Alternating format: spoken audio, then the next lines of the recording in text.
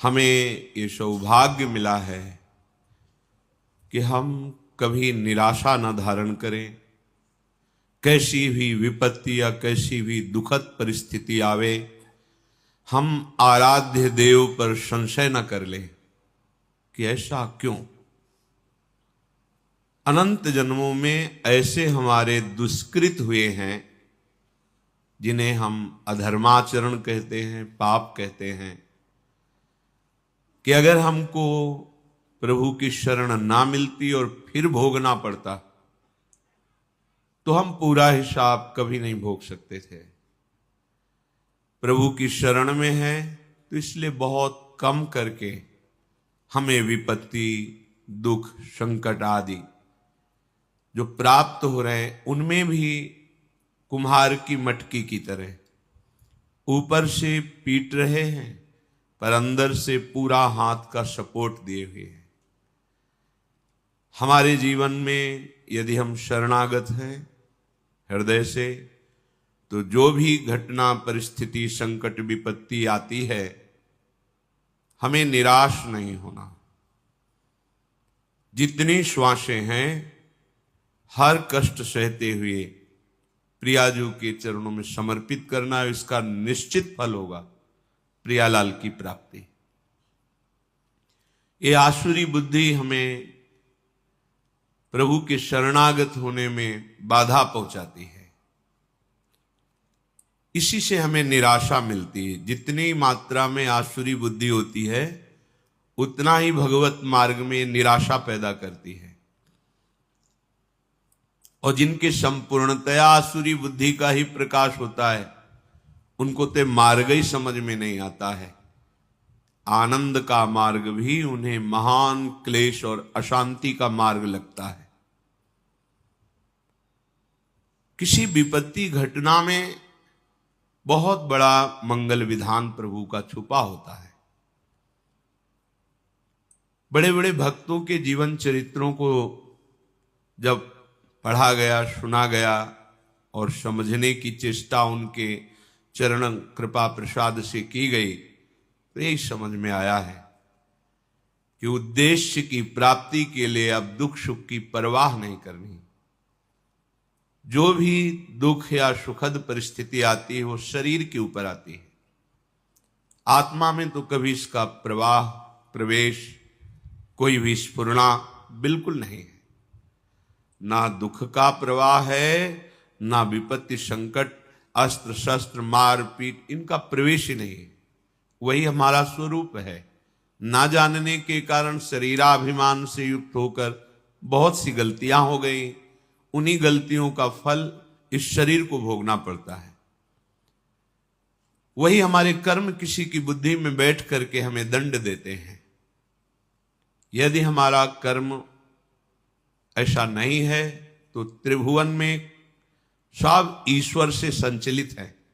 किसी की ताकत नहीं है कि कोई कुछ कर सके। कई बार सत्संग में सुनाया है कि एक बाल्यावस्था से भगवान शालिग्राम की आराधना करते हुए विरक्त मार्ग के पथिक बने और हर समय भजन परायण और भ्रमण करते थे।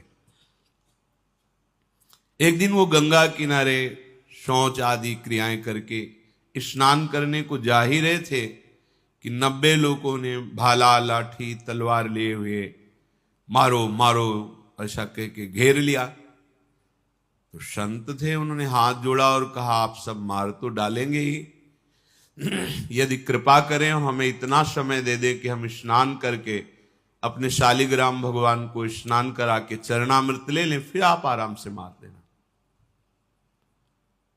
भगवान की इच्छा से वो रुक गए, स्नान किया, शालिग्राम भगवान का सांगोपांग स्नान आदि करा के पूजन किया, चरणामृत लिया और हृदय से प्रार्थना की, प्रभु इस जन्म में हमने तो कोई ऐसी गलती नहीं की जिसका ऐसा दंड मिले कि 90 लोग प्रहार करके मारेंगे। क्या इन 90 लोगों के मारने का रहस्य क्या है? सच्चे हृदय से प्रार्थना की तो भगवान उनके हृदय में स्फुरणा की और जैसे अपने को टीवी में दृश्य दिखाई देता है ऐसे दृश्य उनके सामने चलने लगा। उन्होंने 90 पुरुषों की हत्या की थी पूर्व जन्म में। तो भगवान ने कहा इनको 90 बार जन्म लेना होता और तुम्हें 90 बार मरना होता, पर मेरे भजन का प्रभाव है कि एक साथ ही 90 तुम पर प्रहार करेंगे। तुम मेरे ध्यान में निमग्न हो जाओ, शरीर छोड़कर अब तुम मेरे परम धाम को आओगे। भगवान ने हटाया नहीं, ये कृपा करी कि उसे 90 बार जन्मना मरना नहीं पड़ा। एक बार में ही 90 लोगों ने प्रहार किया और शरीर तो नाशवान ही है, एक ना एक दिन सबका छूटना है। शरीर छूटा और भगवत धाम को गए। अब अगर बाहरी चेष्टा देख ली जाए तो बड़ी भयावनी लग रही है कि भगवान का भक्त और 90 लोगों का मिलकर प्रहार करना, भगवान बचा नहीं सकते थे क्या? भगवान ने बचा लिया। बार बार जन्म मरण के चक्र से बचा। शरीर तो एक बार छूटता ही है सबका। बड़े महान सत्यवादी भगवत भजन करने वाले प्रताप राय जी की बहन उनके समीप आई कि आपके बहनोई की दशा बिगड़ चुकी है, बहुत औषधियां दिलाई पर वो मरणासन स्थिति में है। मुझे विश्वास है कि अगर आप कह दोगे तो फिर हमारे पति का जीवन बच जाएगा, नहीं तो बिल्कुल मरणासन, आप चलिए। तो उनका बहन हमारा जीवन भगवान को अर्पित है, हम भगवान से प्रार्थना किसी के बचाने की या सुख की या दुख निवृत्ति की ये सब नहीं करते। आज तक हमने कभी कोई कामना ही नहीं की अपने प्रभु से। पर जब बहन ने बहुत हठ किया तो गए, उनके बहनोई का सर गोद में रखा अपने, वो बहन के पति का, और माथा सहलाते हुए एकाग्र हुए भगवान से प्रार्थना की कि हे प्रभु करुणा करो, इनके कर्म संस्कारों को भस्म करके इनको जीवन दान दो। इतने एकाग्र थे कि उसी समय जो उनके पति थे वो बेहोशी अवस्था में थे। तो देखा कि भगवत पार्षद आए और उनसे कहने लगे कि अब तो हम तुम्हें नहीं प्रभु के पास ले जा पाएंगे, क्योंकि इतने महान भक्त ने संकल्प कर लिया है। तो वो रोकर भगवत पार्षदों से प्रार्थना करने लगे कि इतने जन्मों से मैं साधन भजन करके यही मांग रहा था कि अपने प्रभु से मिलूं, और आज मेरे मिलने का समय आया है। तो प्रताप राय भक्त होते हुए ऐसा कैसे कर सकते हैं कि भगवत मिलन में वो बाधा डाल दें? भगवत पार्षदों ने कहा भगवान अपने लाडले भक्त की इच्छा की पूर्ति निश्चित करते हैं। उनका नहीं नहीं, ऐसा प्रताप राय नहीं कर सकते। और ये बात उनकी पत्नी ने भी और प्रताप राय ने भी ध्यान में देखा। तत्काल शुद्धि आई बाहर। उनका नहीं नहीं प्रभु बिल्कुल नहीं, इनकी बिल्कुल रक्षा नहीं करनी, बिल्कुल नहीं। भगवान से मिलन का अवसर आया है, अब बिल्कुल स्वस्थ करने की जरूरत नहीं। अब आप, ये बात बहन ने भी देखी, उन्होंने कहा हाँ बिल्कुल नहीं। अभी तक हम अज्ञान की धरा में चाह रही थी कि इनका शरीर स्वस्थ हो और ये मेरे पति हैं, मैं सुखपूर्वक जीवन व्यतीत करूं, पर आज मुझे पता चला कि भगवान का विधान बहुत जन्मों के बाद आज मिलन का हुआ है, तो हम अपने सुख के लिए इस भगवत मिलन में बाधा नहीं डालेंगे। अगर भगवान ना बताते तो कैसे कोई रहस्य समझ पाता? ऐसे ही अपने लोग हैं, अपने लोगों के ऊपर भगवत कृपा है। अब जो भी विधान हो रहा है भगवत कृपा से युक्त हो रहा है। कहो सो कहां जहां प्रभु नाही, कोई ऐसा स्थान नहीं जहां प्रभु ना हो। तो उनके होते हुए हमारे को जो शारीरिक दंड, जो वाचिक दंड, मानसिक दंड मिल रहा है, वो मुझे पवित्र करने के लिए मिल रहा है। अगर उस दंड विधान में शरीर भी छूट जाता है तो राधा राधा हमें श्री जी की प्राप्ति होगी। शरीर तो छूटना ही है, आज या कल छूटना ही है। निराशा या भक्ति मार्ग में उत्साहहीनता ये बिल्कुल ठीक नहीं है। कोई संशय प्रवृत्ति आ जाना कि अगर भगवान का भजन करते भगवान होते, तो ऐसा नहीं, बिल्कुल नहीं। बहुत कृपालु भगवान हैं, उनका जितना विधान है वो बड़ा कृपामय होता है। अपने को केवल प्रभु के चरणों में समर्पित करना, शेष बात वो देखेंगे। ऐसा कभी न सोचे कि भजन करने का फल है कि शरीर निरोग रहे, विपत्ति ना आवे, संकट ना आवे। ऐसा नहीं है। जो हमारे शरीर की रचना जिस कर्म से हुई है उसको वैसा ही भोगना पड़ेगा। भोगने की सामर्थ्य और उससे बेपरवाह होना, ये भजन का फल है। भोगने की सामर्थ्य और उससे बेपरवाह होना, ये भजन का फल है। और शुद्ध भजन का स्वरूप अपने प्रीतम के चिंतन में डूबे रहना है। आज या कल मृत्यु निश्चित है। इन सब बातों को लेकर हृदय में किसी भी तरह का प्रश्नवाचक चिन्ह शरणागति पर खड़ा कर देना, ये परमार्थ के लिए बहुत बड़ी बाधा होगी। भगवत कृपा हर समय हमारे हृदय में उल्लास पैदा करती रहती है। चलो आगे बढ़ो, पीछे हटने की, निराशा करने की कहीं कोई गुंजाइश नहीं। अमंगल नहीं है, या प्राण निकल जाना भी मंगल है। ये तो निकलेंगे ही, आज नहीं तो कल निकलेंगे। दुर्दशा तो होगी इस शरीर की, आज नहीं तो कल होगी। पर दुर्दशा होते होते हम ऐसी दशा को प्राप्त हो जाएं कि भगवद स्मरण न छूटे, प्रभु का चिंतन न छूटे। इस आसुरी बुद्धि का त्याग करें। इदमद्य मया लब्धमिमं प्राप्से मनोरथम, इदमस्ति इदमपि मे भविष्यति पुनर्धनम, असौ मया हतः शत्रुर हनिश्चे चापरानपि, ईश्वरोहमहं भोगी सिद्धोहम बलवान मुखी, आढ्यो भी जनवानस्मि कोन्योस्ति सदृशो मया, यक्षये दास्यामि मोदिष्य इत्यज्ञान विमोहिता। जो अज्ञान से युक्त हैं, जिनका ज्ञान ढका गया है, वो ऐसा सोचा करते हैं आज ये हमने लाभ प्राप्त कर लिया, कल मैं ऐसा भी लाभ प्राप्त करूंगा, ये कमाया वो कमाऊंगा, इतना धन एकत्रित हो गया, अब इतना और कर लूंगा और परम सुखी हो जाऊंगा। मैं एक शत्रु को परास्त कर दिया, अब उनको भी परास्त करूंगा, मैं शत्रु रहित हो जाऊंगा। मैं ईश्वर हूं, मैं स्वामी हूं, मेरे पास इतना धन है, इतना जन है, मैं इस तरह की जो आसुरी प्रवृत्ति है वो कभी भजन में नहीं लगने देती।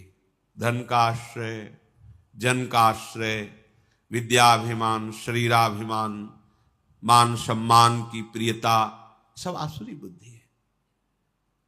शरीर न्यौछावर कर दिया आप श्री जी के प्रति, अब जैसा चाहे वैसा करें। बड़े बड़े महापुरुषों के जीवन में बड़ी बड़ी विषम परिस्थितियां आती हैं। उपासक को घबराने की जरूरत नहीं। पूज्य श्री सनातन गोस्वामी जी निरंतर भजन में डूबे हुए महापुरुष, जब पुरी में महाप्रभु के समीप थे तो पूरे शरीर में ऐसे खुजली हुई, घाव हो गए, उनसे मवाद बनने लगा। और महाप्रभु जब देखते सनातन जी को तो हृदय से लगाते, उनके शरीर में वो लग जाता, बहुत क्लेश होता उनका। इससे अच्छा शरीर छोड़ दे। कई बार महाप्रभु से प्रार्थना की, प्रभु इस अधम के शरीर को मत छो। प्रभु ने कहा, सनातन जब तुम्हें हृदय से लगाते हैं तो श्री कृष्ण प्रेम बढ़ता है, इसलिए मैं तो हृदय से लगाऊंगा। और सनातन जी को ये आंतरिक कष्ट होता कि महाप्रभु के निर्मल विग्रह में हमारे शरीर का ये, अब शरीर को ये नष्ट कर देते हैं। रथ यात्रा में जगन्नाथ भगवान की जो होती है, विचार किया वहां अपने शरीर को श्री ठाकुर जी के रथ के नीचे दबाकर पूर्ण कर देते हैं। महाप्रभु को उनकी मानसिक भाव का पता चला। महाप्रभु ने कहा, सनातन अभी शरीर तुम्हारा है, इस शरीर के रखने या छोड़ने का भी अधिकार तुमको है। उनका प्रभु ये तो आपको समर्पित। फिर आप ऐसा कैसे सोच सकते हैं? जब आपका अधिकार ही नहीं है, आप शरणागत है, आपने तन मन प्राण समर्पित कर दिए हैं, फिर आपको ऐसा सोचने का अधिकार नहीं है। प्रभु बहुत दुख होता है जब आप आलिंगन करते हैं और आपके ऐसे दिव्य कंचन वर्ण शरीर में वो हमारे घावों का तो हमें बर्दाश्त नहीं होता। दौड़कर महाप्रभु ने हृदय से लगाया, तत्काल दिव्य शरीर वो सब खत्म। बड़े बड़े महापुरुषों को शारीरिक व्याधियां, सामाजिक विपत्तियां ये सब आती हैं। इसका तारतम्य भजन से नहीं जोड़ना चाहिए कि अगर हम श्री जी के हैं तो ऐसा क्यों हो गया, श्री जी के हैं तो क्या वो ठीक नहीं कर सकती, ये सब नहीं। हमारा उद्देश्य भगवत प्रेम प्राप्ति है। हमें अपने उद्देश्य पर दृष्टि रखना है। भगवत प्रेम का स्वरूप है प्रतिपल सहज निरंतर अपने आराध्य देव का चिंतन होना, और कोई आकांक्षा न रह जाए किसी भी लोकांतर के भोग की, किसी सुख की कोई आकांक्षा न रह जाए, नहीं रह जाएगी। बड़े बड़े सिद्ध महापुरुषों को यही अपने वृंदावन ब्रज क्षेत्र में महामहिम श्री पंडित बाबा जी महाराज, पंडित रामकृष्ण जी महाराज, ऐसे महापुरुष जो बाल्यावस्था में ही भगवान के साथ कंचा गोली खेलते थे, गोविंद देव जी के साथ। एक भंडारा किया तो संतों के पास अर्थ आ जाता है तो संत सेवा में लगता है, ठाकुर सेवा में लगता है। संत सेवा हुई, शाम के कुछ ऐसे जन पधारे जो स्वभाव में आसुरी प्रवृत्ति रखते थे। कहा बाबा खीर पुआ बटा हमको भी खवाओ। भैया हो तो मध्याह्न में राजभोग लगा, बट गया, अब तो है नहीं। लाठी से प्रहार किया, खोपड़ी फूट गई, रक्त स्राव होने लगा, और वो कुटिया में गए तो उन्हें कुछ मिला नहीं, तो वही अपने गमछे से फिर पट्टी बांधी। इतने बड़े महापुरुष जो बाल्यावस्था से भगवत साक्षात्कार किए सिद्ध महापुरुष, इसका कोई महत्व नहीं है। किसी ने पीट दिया, किसी ने गाली दे दिया, कोई विपत्ति आ गई, कोई रोग आ गया तो बोले इनका भजन लघु है, इनके भजन में ताकत नहीं है क्या? नहीं, जिसने मारा था वो भस्म हो जाना। अभी साधुता समझते क्या हो?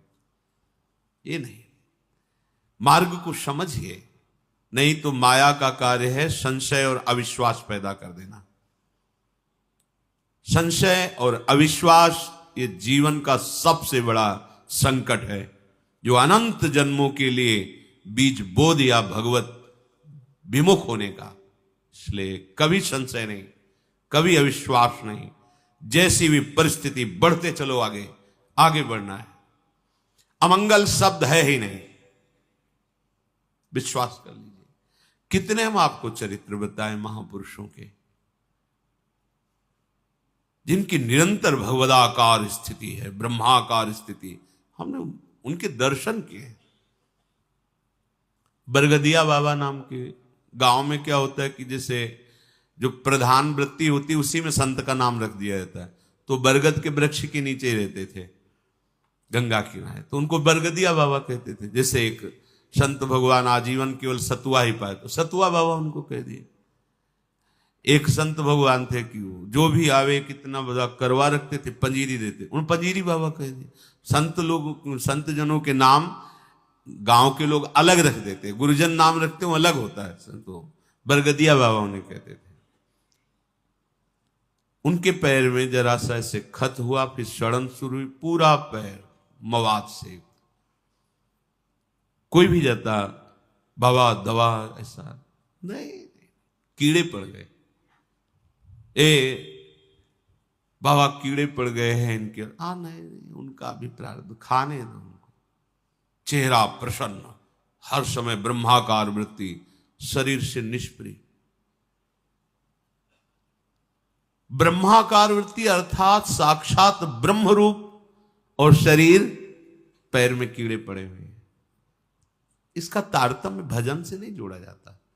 यहां संत कॉलोनी में रहते थे, पूज्य स्वामी श्री महेशानंद गिरी जी महाराज काफी समय पहले ही पधार गए। बहुत ही ज्ञानी, समस्त शास्त्रों के और बहुत ही